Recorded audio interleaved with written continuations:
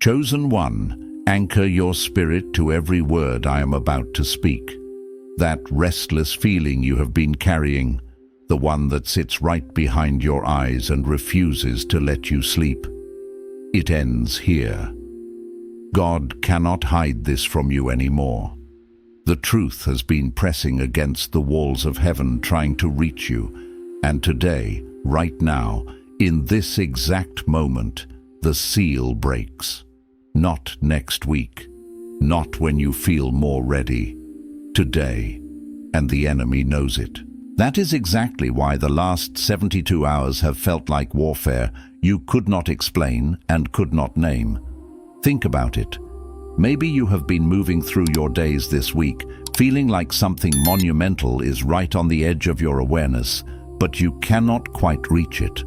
Like trying to remember a dream that keeps dissolving every time you get close to it. Or maybe you've been waking up at 3 in the morning this week with that strange heaviness in your chest. Not sad exactly, not afraid exactly, but suspended, like the air in a room right before someone delivers news that changes everything. Some of you stopped mid-sentence this week, talking to someone, going about your day, and something inside you just paused and whispered, "There is something I am supposed to know. There is something I have been missing." That was not anxiety. That was not exhaustion. That was the Holy Spirit knocking on the walls of your understanding. You have been operating with incomplete information, and the enemy has been using that gap against you. He has been sitting in the space between what you know and what God has been trying to tell you, and he has been filling that space with doubt, with confusion, with the slow grinding weight of feeling like nothing is working and you cannot figure out why. And in that confusion, the accuser has been whispering a very specific lie. Listen carefully, because you need to recognize his voice. He has been telling you that the reason you feel so lost right now is because you made a wrong turn somewhere. He has been replaying moments from the last several weeks in your mind. That conversation you had where you said too much or too little. That opportunity you let pass because you were not sure. That version of yourself you kept putting off becoming. He has been whispering that God tried to show you something and you missed it, that the window closed, that the truth he wanted to give you passed you by because of your hesitation, your doubt, your inadequacy. He has been telling you that you disqualified yourself from the knowing. But here is what the scripture actually says about this moment. Deuteronomy 29:29 says, "The secret things belong to the Lord our God, but the things revealed belong to us and to our children forever." Well, listen to that. The things revealed belong to you, not to the qualified, not to the ones who never doubted, not to those who never hesitated or stumbled or sat in their car and could not make themselves turn the key. The revelation belongs to you. It is your inheritance, and God does not take back inheritances because of imperfect seasons. The enemy wants you to believe you forfeited your right to the truth, but you cannot forfeit a birthright. You can only receive it or delay it. And today, the delay is over. You did not find this message by accident. The algorithm did not bring you here. God did. This is a divine appointment that was scheduled before your name was spoken into existence, and you are sitting exactly where you are supposed to be sitting at exactly the hour you are supposed to be here. Do not close this. Do not scroll past the moment your spirit has been waiting for. In the next few minutes, I am going to reveal the vital truth God has been holding at the threshold of your understanding. I am going to walk you through the exact reason it was withheld until now, and why now is the only moment it could be released. And at the end, I am going to give you the declaration that opens your spirit fully to receive everything heaven has been trying to deposit in you. Your future self is on the other side of this message. The version of you that walks in full knowledge, full clarity, and full authority. Do not leave before you become that person, because here is the reframe your spirit needs right now. That feeling you have been carrying, that restless, pressing, almost unbearable sense that you are on the edge of something you cannot yet see. That is not confusion. That is not you falling behind. That heaviness is not the weight of everything you have missed. It is the weight of everything that is about to be handed to you. You are not a seeker who lost the trail. You are a chosen one who just reached the moment of revelation. And God cannot hide this vital truth from you anymore. What has been withheld from you was never hidden because you were unworthy. It was hidden because it was being protected. There is a profound cosmic distinction between a door that is locked against you and a door that is locked for you, sealed with divine intention until the appointed moment when you would not only be capable, but truly strong enough to carry the immense weight and sacred responsibility of what lies inside it. And that distinction, that fundamental understanding, is absolutely everything. For too long, the enemy of your soul has taken the profound, sacred silence of heaven in your waiting season and cunningly twisted it into insidious evidence of your rejection. He has masterfully weaponized the quiet, making it feel like utter abandonment, an echo of forgotten prayers. He transformed the necessary delays, the carefully orchestrated pauses in your journey, into cruel indicators of disqualification, whispering that you were somehow not enough, not ready, not truly called. And tragically, you believed him, not because you were inherently weak or lacking in faith, but because no one ever illuminated this vital truth for you, that some of God's most potent and world-shifting revelations, his deepest truths and most powerful anointings, are not merely delivered. They are guarded by a strategic, nurturing silence until the one they truly belong to is not just eager, but truly prepared to receive them without being overwhelmed, without being corrupted and without being utterly destroyed by their sheer magnitude. The divine hand, in its infinite wisdom and boundless love, often holds back the very thing you yearn for most, not to punish, but to perfect, not to deny, but to develop the inner capacity required to steward such a magnificent gift. It is an act of profound grace, a divine embrace that shelters you from a premature unveiling that could shatter rather than uplift. This protection is a testament to God's foresight, his loving commitment to your ultimate flourishing, far beyond your immediate understanding. Some messages don't just inform, they activate. If something stirred deep in your spirit just now, you may be ready to receive the Chosen One's blueprint. This sacred guide reveals the 8 divine patterns behind your calling, your suffering, and your destiny. It also comes with the full audiobook, so you can absorb it during prayer, rest, or quiet moments with God. And for those called to speak his truth, you'll also receive Activating Your Prophet Mantle, a powerful bonus ebook for those carrying a prophetic assignment. The link is in the first pinned comment, but only for a limited time. Now, here is what you need to understand first, a foundational truth that will reorient your entire spiritual compass. The vital truth God has been holding at the very threshold of your understanding, pressing against the deepest parts of your soul, is not a new piece of information that needs to be learned from scratch, like a foreign language. Oh no, this is something far more ancient, far more intrinsic. It is a powerful restoration of something you already know, intimately and profoundly, at the deepest, most primordial level of your being. It is a whisper of your soul's original song, a memory imprinted within you before language was ever formed, before your experiences began to shape and sometimes distort you, before the world, with its myriad voices and limiting narratives, ever got to you and started teaching you who you were not. This is not revelation in the conventional sense of something entirely foreign, arriving from outside, a brand new instruction manual landing in your lap. This is revelation in its original, potent and sacred sense, the removing of a veil from something that was always, eternally there, waiting to be seen. The word revelation itself means uncovering, like peeling back layers of dust from a priceless artifact or clearing away mist from a majestic vista.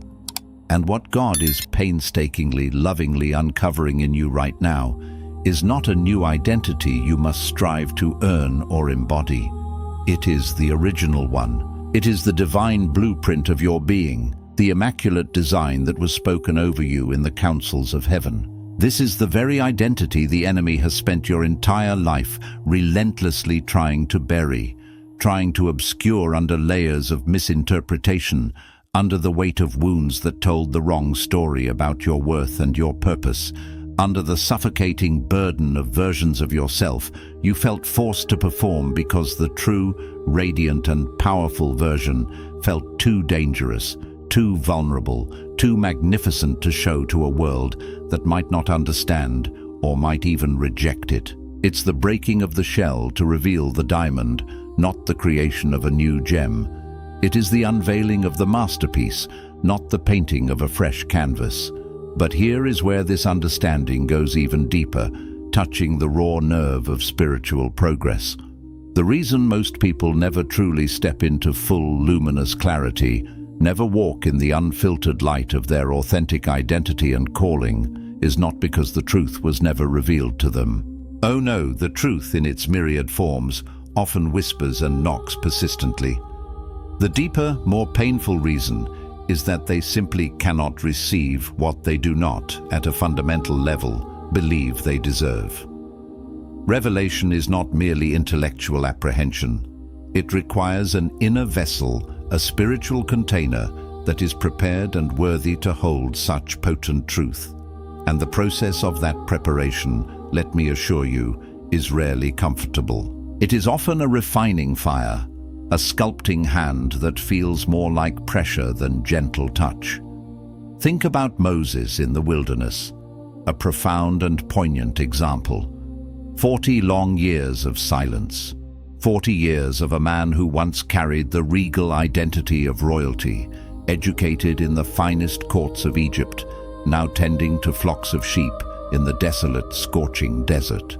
40 years of surely wondering if the chapter of his significance had already irrevocably closed, if his grand purpose had been a youthful delusion swallowed by the sands of time. The wilderness for Moses did not feel like preparation. It felt like exile, like a divine abandonment, like utter irrelevance. It felt as though God had decisively moved on, and Moses had been relegated to the footnotes of someone else's epic story, a forgotten character. And yet, every single day of that agonizing, lonely wilderness sojourn was meticulously building in Moses the one quality, the absolutely indispensable virtue he could never have developed amidst the opulence and power of the palace: humility. A humility deep enough, rooted enough, and powerful enough to truly carry the raw, unfiltered authority of heaven without being corrupted by it, without letting it inflate his ego or blind him to the divine source of his strength. The delay was not a punishment, friends. It was not a divine oversight. The delay was architecture. It was the careful, intentional construction of a soul capable of leading a nation, built layer by painful layer in the unseen depths of desert solitude. It was the stripping away of what was not truly him to reveal the mighty vessel God had always intended him to be. And this profound insight leads us to something most people miss entirely, a crucial piece of the spiritual puzzle: the preparation you have been in. Those arduous seasons that often felt purposeless, the closed doors that felt intensely personal, slamming shut not just on opportunities but on hopes, the deafening silence that resonated like a definitive rejection from the divine. It was never God withholding something precious from you out of stinginess or disdain. Rather, it was God, in his infinite wisdom and relentless love, working deeply in you, performing spiritual surgery and strengthening your inner being. He was cultivating the soil of your soul so that when the truth finally arrived, when the revelation broke forth like a new dawn, you would not just intellectually receive it, but you would be fully, robustly able to hold it. You would have the spiritual infrastructure, the emotional resilience, the character foundations necessary to integrate it, embody it, and steward it with grace and power. Because there is a fragile, even destructive version of every powerful revelation that utterly demolishes the person who receives it too early, before their spiritual roots have gone deep enough, before their character has been forged strong enough. Consider this. Power without foundation inevitably creates collapse. A magnificent, world-changing calling without the necessary depth of character to sustain it inevitably creates casualties, harming not just the recipient, but those they are meant to serve. And a potent, divinely ordained identity without the foundational depth of true humility and self-awareness often creates nothing more than a hollow performance, a grand facade that eventually crumbles under its own weight. And God, who sees the end from the beginning, who orchestrates the dance of cosmic time, loved you far too much to hand you something in the wrong season that would have, in the divine unfolding, ultimately undone you in the very season it was meant to empower you. He saw the full arc of your journey, and he guarded you from yourself, from the potential for self-destruction that comes with premature spiritual magnitude. Coming up, the hidden agreement that has been the real, often unspoken source of your most persistent delays. Stay with me, because this is the part that profoundly breaks cycles and unlocks your future. But first, this foundational truth has to truly land in the deepest chambers of your spirit.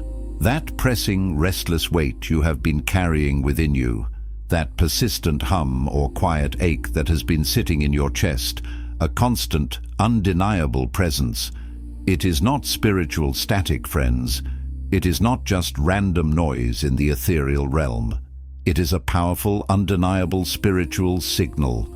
Your spirit, the part of you that is most intimately connected to the divine, already knows something profound has shifted. Something fundamental in the atmosphere around your life, in the unseen currents of your destiny, has been rearranged, adjusted, or set into motion.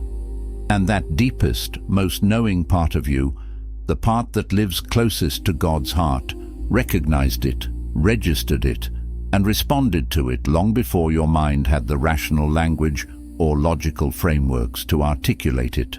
That is precisely why the last few days, weeks, or even months have felt strangely suspended, as if reality itself is holding its breath.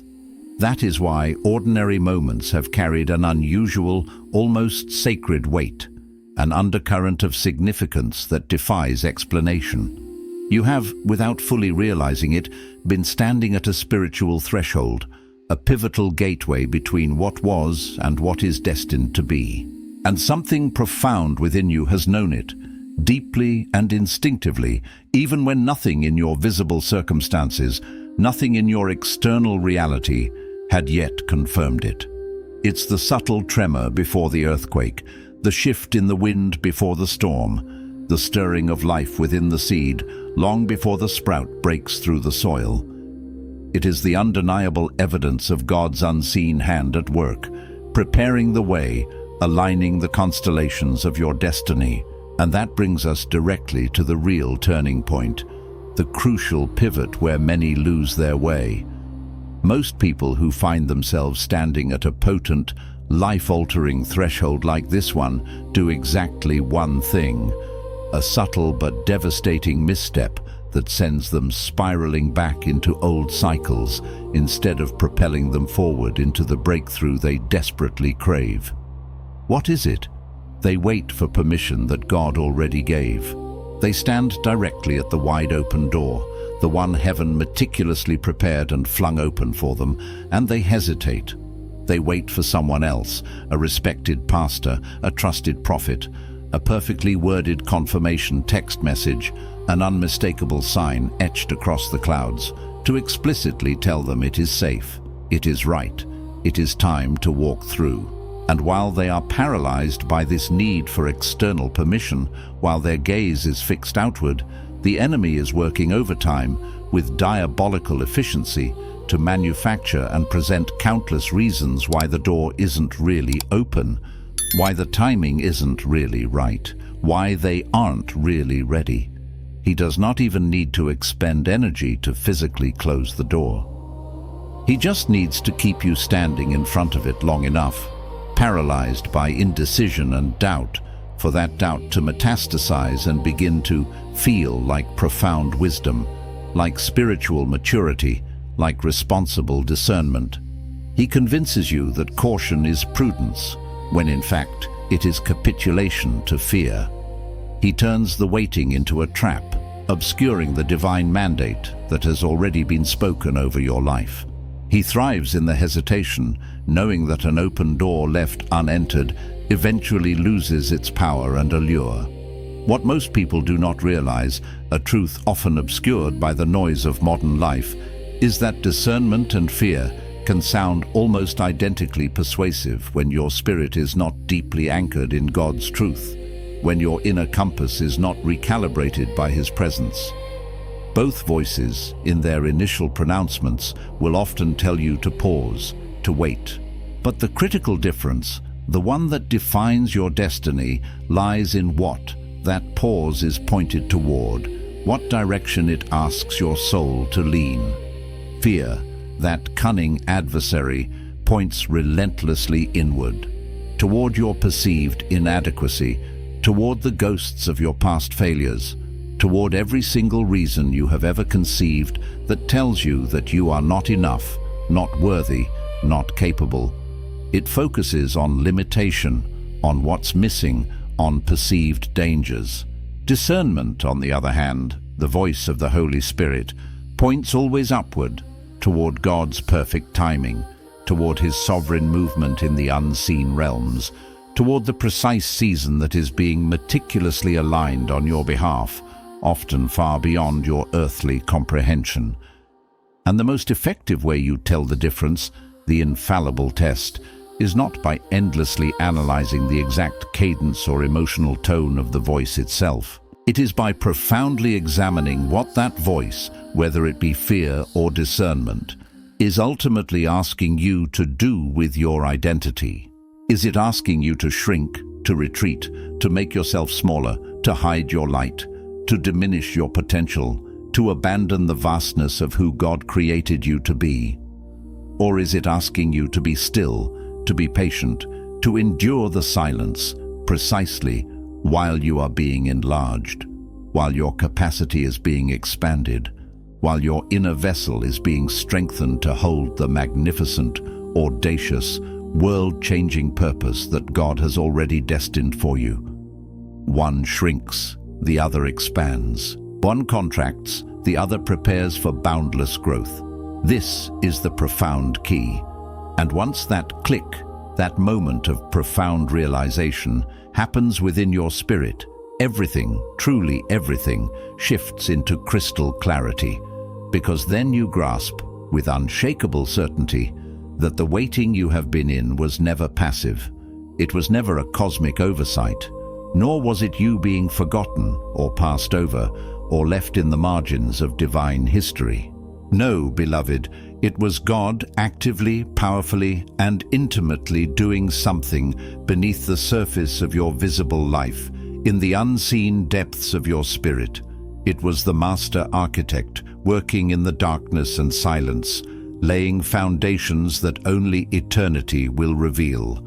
In the very same way that a tiny, unassuming seed does its most critical, most essential, and most transformative work in the complete darkness of the soil, splitting open, courageously sending down deep, tenacious roots, building the intricate, resilient infrastructure that will eventually sustain the magnificent tree that grows above ground, bearing fruit for generations.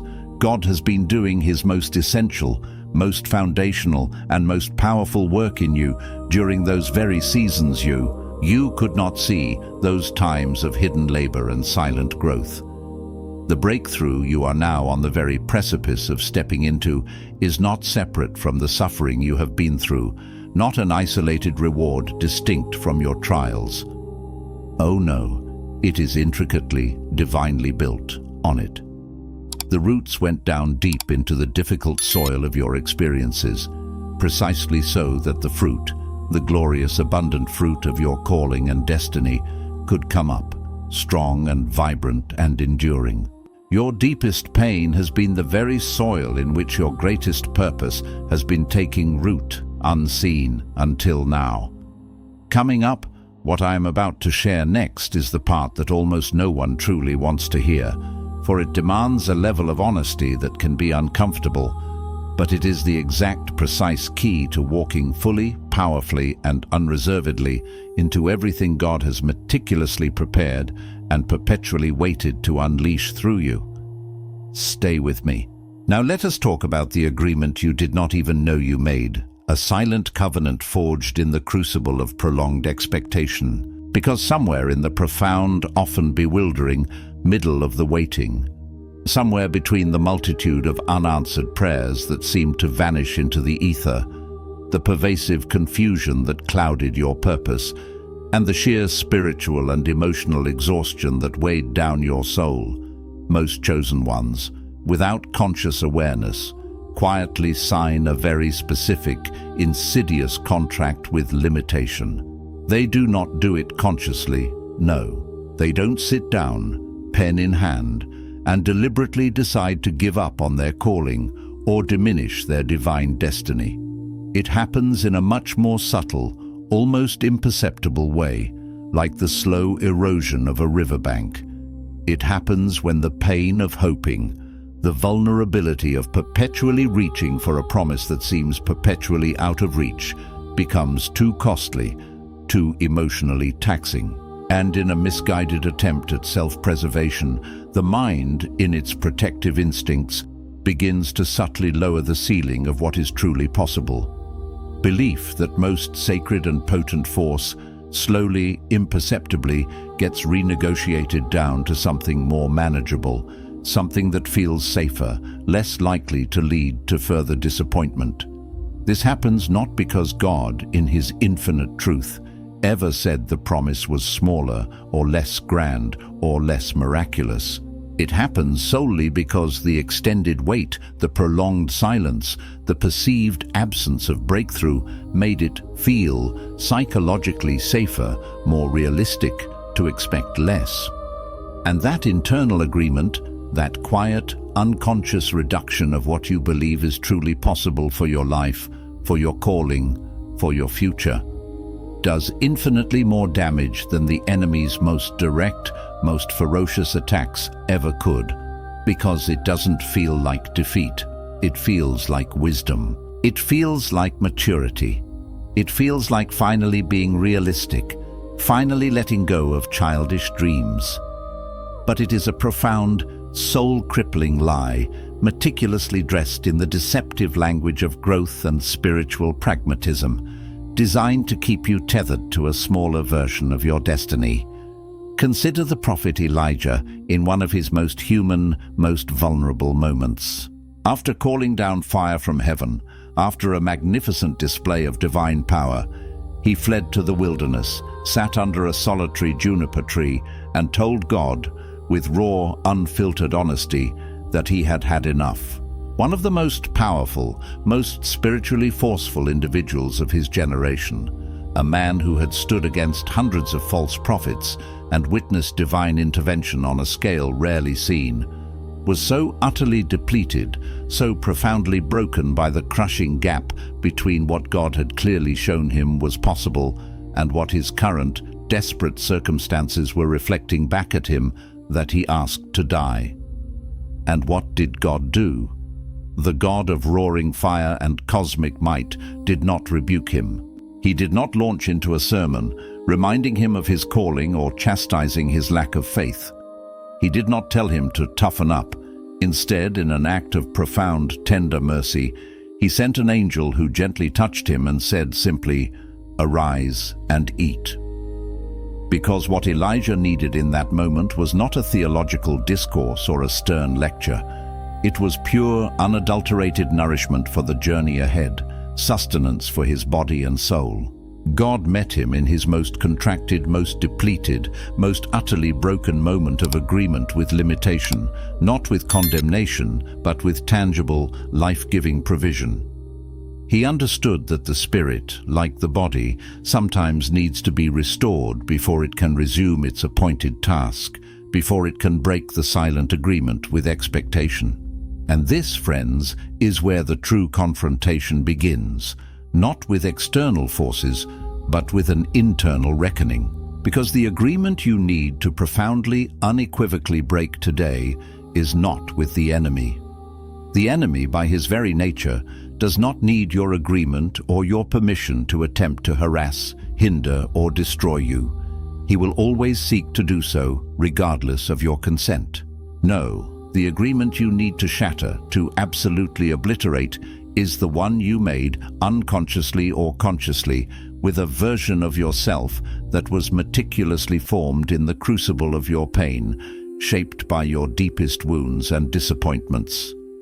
That version of you, forged in the fires of past trauma and disillusionment, made profound decisions about who you are, what your capabilities truly are, and what is ultimately possible for you. And those decisions were based entirely on limited, often distorted information gathered in your lowest, most vulnerable, and most contracted seasons. And for too long, perhaps your entire adult life, you have been living as though those crisis-born decisions were final, unchangeable decrees. You have been honoring a contract that was written in moments of crisis, in seasons of despair, and you have, perhaps unknowingly, been calling it character, calling it resilience. You have been maintaining a fierce, even perverse loyalty to a diminished self-image, a shrunken vision of your true self, and you have been, with all sincerity, calling it humility. But let me be utterly clear. True humility is not the reduction of who you are. True humility is not the shrinking of your God-given stature or the denial of your divine potential.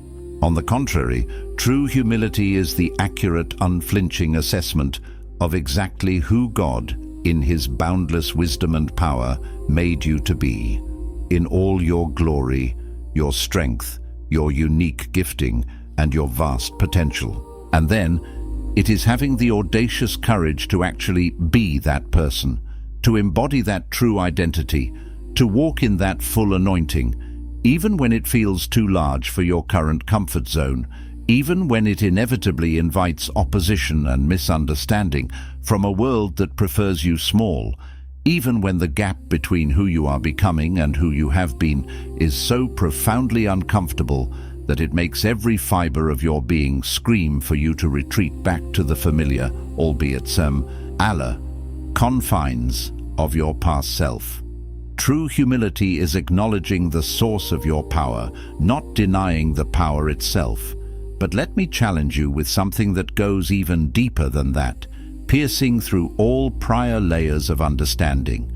Because here is what almost no one is willing to say, the inconvenient, confronting truth. And it is the very thing that has been hidden in plain sight, obstructing your path this entire time.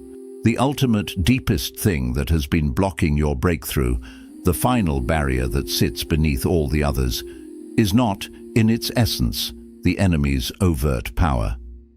It is not the lingering shadows of your past mistakes or perceived failures. It is not even the powerful, yet subtle agreement with limitation, as profoundly real and damaging as that agreement truly is.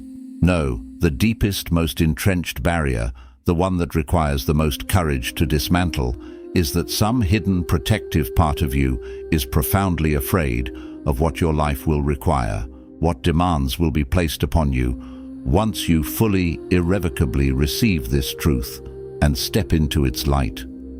Because breakthrough, friends, is not just glorious freedom. Breakthrough is also immense responsibility. When the veil finally lifts and you see with pristine divine clarity, when the fog of confusion utterly dissolves and you know, with unshakable certainty, exactly who you are, exactly why you are here, and precisely what you have been called to do, you can no longer make the same tired excuses. You can no longer comfortably blame the persistent fog for your inaction. You can no longer point to the unanswered questions, the lack of confirmation, or the absence of a visible sign as the reason you have not moved, have not dared to step forward. Full revelation, in its truest sense, is full accountability, and some part of you, deep within your subconscious, has been diligently, almost heroically, protecting itself from the perceived weight, the sheer demand of that accountability.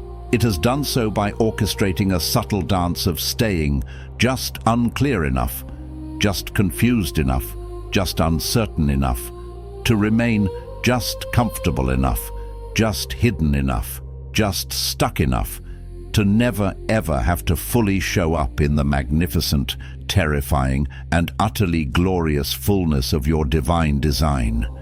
It is the fear of the crown, not the fear of the battle. And this truly is the unexpected revelation, the pivot point that reframes everything you thought you knew about your journey. The clarity you have been relentlessly asking God to give you, the unambiguous direction, the irrefutable confirmation, the unmistakable sign you have been patiently, desperately waiting for. In many, many cases, it has already been given. Not always loudly, not always dramatically, not with thunder and lightning and burning bushes, but in the small, persistent knowing that keeps surfacing in your spirit. No matter how many times you try to suppress it, no matter how much you try to rationalize it away, in the unique gift, the innate talent, the spiritual anointing that keeps presenting itself, keeps pushing its way into your awareness, even though you, in your humility or your fear, keep dismissing it as too simple, too ordinary, too unlikely to be truly divine. In the assignment, the compelling mandate, the sacred task that keeps appearing at the very edge of your awareness, the quiet inner conviction that you have been casually calling a passing thought, a fleeting impulse, when God, in His sovereign voice, has been calling it a profound, non-negotiable mandate for your life. You have not been waiting for clarity, beloved one. Clarity, in its divine and perfect form, has been patiently waiting for you to stop running from it, to stop minimizing it, to stop dismissing the quiet whispers of heaven that have echoed in your soul. And today, in this precise, potent moment, the running stops, the excuses dissolve, the waiting for permission from external sources ceases. You are called to step into what has always been yours. You have been chosen. Not in the flimsy, romantic, effortless sense of the word that implies an easy path, devoid of struggle. Chosen in the ancient, biblical, weighty sense, selected for a specific, often heavy purpose. Chosen to carry a specific light and impact the world in a way only you can. You have been meticulously trained through fire, refined through seasons you would never have chosen for yourself, seasons that felt like stripping, like breaking, like death. You have been brought, by divine orchestration, to this exact pivotal moment, with every single experience you have been through, every wound, every victory, every delay, every struggle, serving as the precise, indispensable preparation for everything you are about to courageously enter. And let me warn you, the enemy's final, most cunning attempt to stop you from stepping into this breakthrough is not going to come in the form of a loud, overt attack, a dramatic external obstacle. Oh no, he is far more insidious than that in these crucial moments. It is going to come as a quiet, almost gentle suggestion, a subtle whisper designed to disarm and disempower, that this message, this profound moment, this undeniable stirring in your spirit, this deep resonance you are feeling, is just emotion.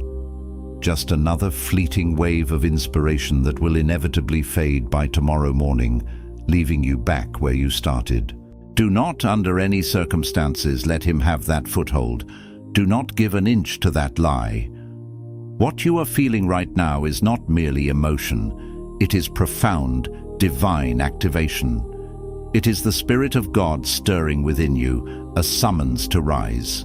And you carry it forward, not by intellectualizing it, but by making a decisive, non-negotiable choice. Right now, in this sacred moment, not tomorrow, not next week, but now, to release every diminished, smaller, wounded version of yourself that you have been unconsciously guarding as though it were precious, as though it were your true identity, and instead to step with full courage and unwavering faith into the magnificent, weighty, and utterly glorious fullness of who God has always known you to be since the dawn of time. Place your hand on your heart, grounding yourself in this truth, and declare this with me, letting these words become a living, breathing covenant with your spirit. I release every agreement I made with limitation in my darkest seasons. I break every contract I signed with a version of myself that was formed in pain and mistakenly called it identity. I release the fear of the immense weight, the profound responsibility, and the unparalleled glory of my own divine calling. I release the debilitating habit of perpetually waiting for permission that heaven already irrevocably granted. I declare unequivocally that I am not behind. I am not disqualified. I am not, and never have been, the sum of my worst seasons or my longest, most agonizing delays. I am exactly, precisely, and gloriously who God said I was before the world ever got the chance to tell me otherwise, before the voices of doubt and disillusionment clouded my sight. I receive the truth that has been persistently pressing at the threshold of my understanding, knocking at the door of my heart. I receive the crystal clarity that has been patiently waiting for my surrender, for my courageous willingness to truly see. I step forward, not when I feel ready, for readiness is often a deceptive illusion, not when the external circumstances perfectly confirm it, for faith often precedes sight, but now in this very moment, in unwavering faith, in the fullness of my being, and in the full, unshakable authority of who I was profoundly created to be. The pressing weight I have been carrying was never confusion. It was, from the very beginning, divine preparation. And I walk into my breakthrough, into my promised land, knowing with every fiber of my being that I was chosen, I was guarded, I was meticulously built for this precise moment, and I am now, finally, ready to carry everything heaven has been patiently waiting to place into my open, surrendered hands. If this message reached something real in your spirit, do not let it stop here. Share it with someone who has been standing at a threshold and does not yet have the language for what they are feeling. And drop the word chosen in the comments below, not as a formality, but as a declaration. Let it be the first word of the new chapter, because you did not come this far to stay where you are.